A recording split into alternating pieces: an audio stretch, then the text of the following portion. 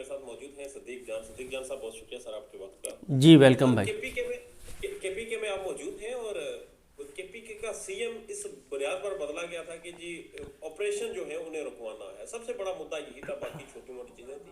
Drone attacks फिर भी हो रहे हैं सर, सेंटीमेंट क्या है वहाँ पे लोगों का? देखिए सेंटीमेंट बहुत नेगेटिव है और देखिए इस मामले में सीएम क्या कर सकते हैं सुहेल आफरीदी।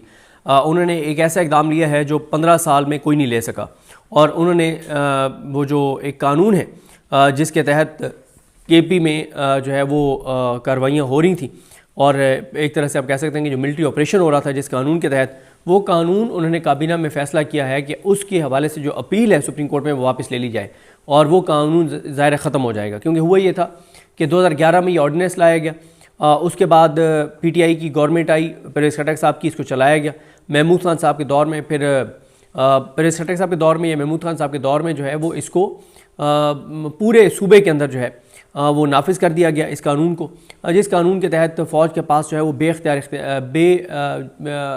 बहुत ज़्यादा इख्तियारात हैं, और उसमें उनके पास ये भी है कि वो किसी भी घर में जाके छापा मार सकते हैं, किसी को भी उठा सकते हैं, और बहुत सारे उनके पास जो है वो इख्तियारात हैं। अब इस कानून को उसके बाद ये हुआ कि 2019 में इस कानून को पेशावर हाई कोर्ट में चैलेंज किया गया।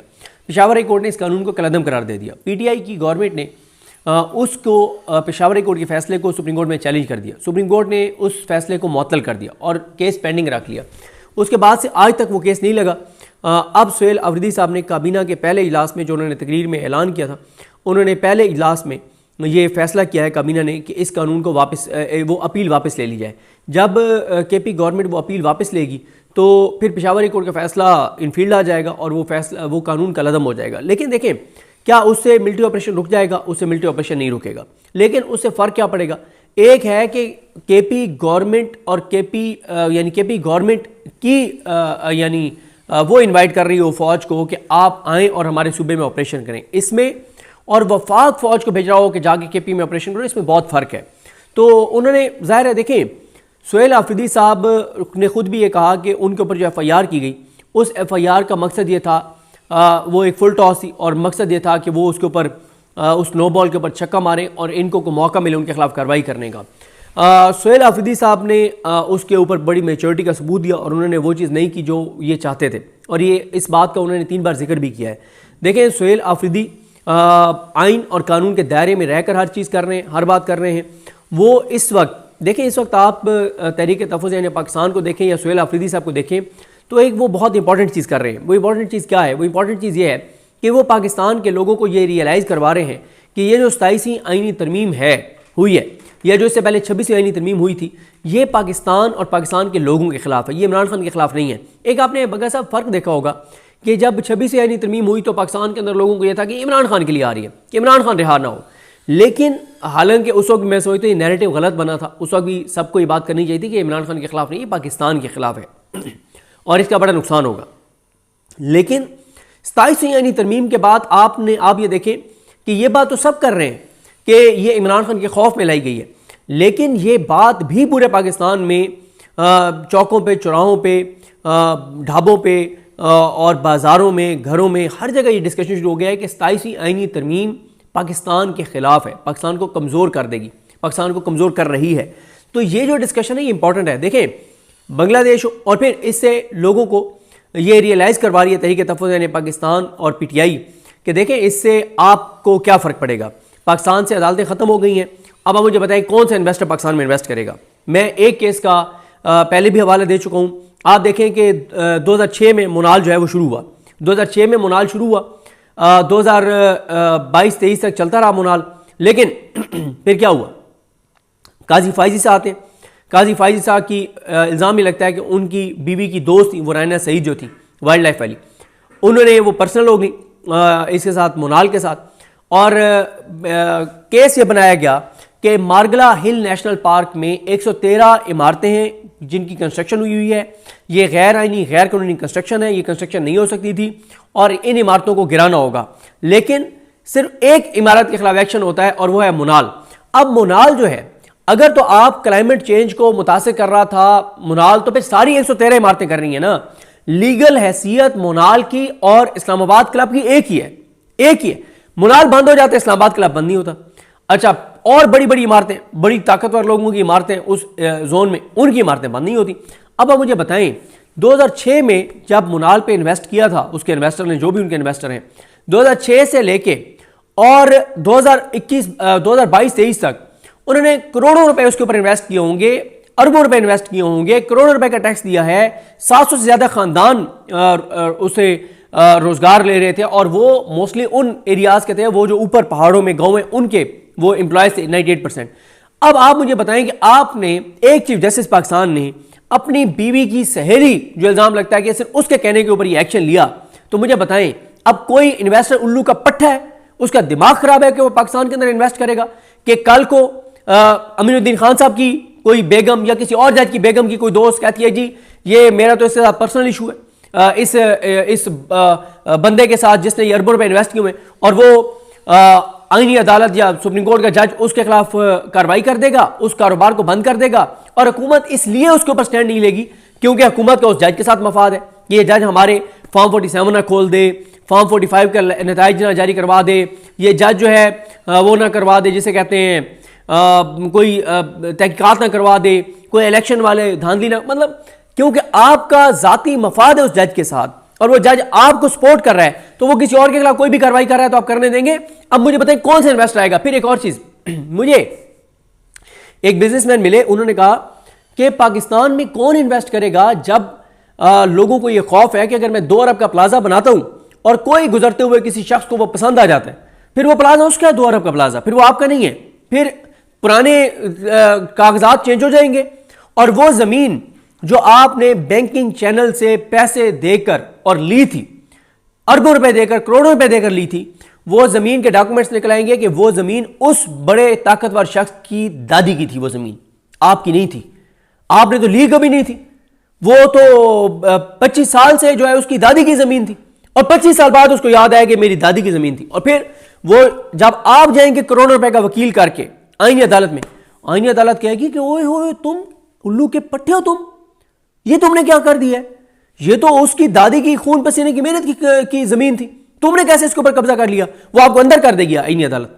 जब ये एक और होगा, इसे हो क्या रहा है, आज आपने देखा कि वो, मैं देख रहा था कौन एक और कंपनी पाकिस्तान से जा रही है, मैं अभी आपके साथ रहते हुए देख लेता हूं, आप सिर्फ एक लिस्ट बना लें कि पिछले 3 सालों में कितनी बड़ी बड़ी कंपनीज, मेडिसिन की companies, international companies, oil sector की कंपनीज, मेडिसिन की कंपनीज, कारखाने, कितने लोग पैसे वाले यहां से अपने सब कुछ जो है वो बैरून मुल्क लेकर चले गए हैं। अभी मैं आपको बता रहा था, तो ये है जनाब, ये है जिलेट ब्लेड बनाने वाली जो कंपनी है, ये जा रही है जनाब, ये रुखसत हो रही है पाकिस्तान से। इसके साथ मल्टीनेशनल और भी मजीद कोई 12-13 कंपनीज हैं जो अब तक जा चुकी हैं। 10 तो सिर्फ बड़ी टॉप 10 की मेडिसिन की कंपनीज है ना, वो जा चुकी हैं, और 10-15 कंपनियां देखें ना क्यों जा रही हैं, ये इसलिए जा रही हैं, अभी एक केस लगा हुआ है सुप्रीम कोर्ट में सुपर टैक्स का, जिसमें पाकिस्तान की बड़ी बड़ी जो कंपनीज हैं वो हैं। अब वो जो पाकिस्तान में बड़ी बड़ी कंपनीज हैं सुपर टैक्स का जिनका केस चल रहा है, उन कंपनीज का मसला यह है जनाब कि उन्होंने करोड़ों रुपए के वकील किए हुए हैं, लेकिन आईनी बेंच के जो जज हैं वो सारे रिमार्क्स जो हैं वो हुकूमत के हक में दे रहे हैं। अब नजर आ रहा है कि वो हुकूमत के हक में फैसला देने जा रहे हैं। अब आप मुझे बताएं कि वो को 1000 अरब रुपए का टैक्स बनता है सारी कंपनियों को मिला के। अब अगर 1000 अरब की आप उनको टीका लगाएंगे कि आप हुकूमत को दें, इसलिए कि आईनी बेंच वाले, और अब तो आईनी अदालत में जाएगा कि क्योंकि वो हुकूमती बेंच है, हुकूमती अदालत है, तो हुकूमत के हक में फैसले करेंगे, तो कल को कौन इन्वेस्ट करेगा सर पाकिस्तान में, कि यार जो टैक्स मैंने देना भी नहीं था वो भी मुझे कहा गया कि तुम दो। तो चीज़ें सर, इससे लोगों को समझ आ रही है कि ये तरमीम पाकिस्तान की अदालतों को इन्होंने ख़त्म कर दिया है, इससे इकॉनमी ख़त्म होगी, इकॉनमी ख़त्म होगी तो हमारा रोज़गार ख़त्म होगा, रोज़गार ख़त्म होगा तो हम बच्चों को क्या करेंगे, बच्चों समेत नहरों में छलांगे लगाएंगे, खुदकुशियाँ करेंगे। अब पाकिस्तान के अंदर ये बहस शुरू हो गई है कि यार खुदकुशियाँ करने से बेहतर है कि उस रास्ते पर चलो जो इमरान खान कह रहा है कि एक ही बार सारे निकलो और अपनी और अपने आने वाली नस्लों और अपने मुल्क को बचाओ, वरना ये तो जो पाकिस्तान के साथ कर रहे हैं वो सबको नजर आ रहा है। क्यों कर रहे हैं पाकिस्तान के साथ? क्योंकि पाकिस्तान के लोगों ने इनको वोट नहीं दिया, इनके असासे, जदादें, औलादें, कारोबार, मफाद, यहाँ तक कि इलाज भी इनका पाकिस्तान से बाहर है। तो ये अब पाकिस्तान के अंदर ये जो बात हो रही है ना, सुहेल आफरीदी केपी को मुतहद कर रहे हैं। वो क्या इस वक्त 4 चीज़ें केपी में हर जगह लेके जा रहे हैं। पहला, अमन, केपी के फैसले केपी में होने चाहिए, बंद कमरों में इस्लामाबाद में नहीं होने चाहिए। और वो कहते हैं ये दहशतगर्दी है, खुद सख्त दहशतगर्दी है। वो कहते हैं 3,000 अरब हमारा वफाक ने देना है। वो कहते हैं मुझे इमरान खान से नहीं मिलने दिया जा रहा। वो कहते हैं कि इन्होंने हमारा आटा जो है वो उसकी तरसील रोकी हुई है, इन्होंने तुर्कम बॉर्डर बंद किया हुआ है, उससे हम इफेक्ट हो रहे हैं, हमारे लोग इफेक्ट हो रहे हैं। लाखों लोग केपी के जो है उनका रोज़गार वाबस्ता है अफगानिस्तान की ट्रेड के साथ। तो इस वक्त लोगों के अंदर जो एक सोच बन रही है ना कि यार ये 26वीं तरमीम भी मुल्क के खिलाफ थी, हमारे खिलाफ थी, 27वीं तरमीम भी मुल्क के खिलाफ है, हमारे खिलाफ है, और अगर हमने इस हुकूमत का हाथ ना रोका तो ये हुकूमत तो आगे पता नहीं और को तरमीम कर देगी, जिससे और तबाही और बर्बादी आएगी और इज्तिमाई खुदकुशियों की तरफ जाना पड़ेगा।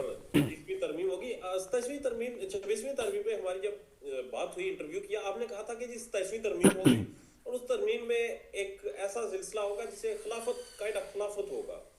तो अब तो थोड़ा सा बढ़ गया ना, उससे काम के इस्तिस्ना इतनी मिल गई कि सवाल भी खिलाफत में तो सवाल किया जा सकता है, यहाँ पर सवाल भी नहीं किया जा सकता, इख्तिसाब भी नहीं हो सकता।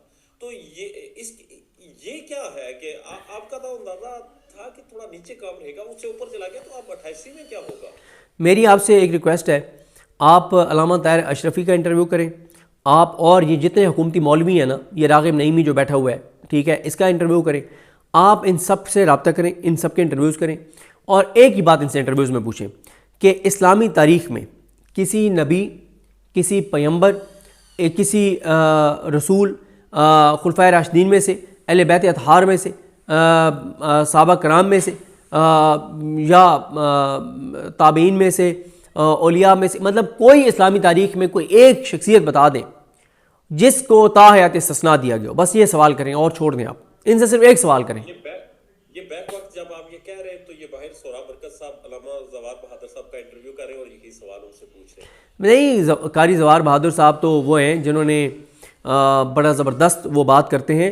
मैं तो आपको हुकूमती मौलवियों की बात कर रहा हूँ, जो हुकूमती मौलवी हैं ना, इन सारों का करें, इनसे पूछें यार अल्लामा ताहिर अशरफी हमें बता देना, हमें बता दे कि जी बिल्कुल इस्लामी तारीख़ में फ़लाँ फ़लाँ को इस्तिस्ना मिला था।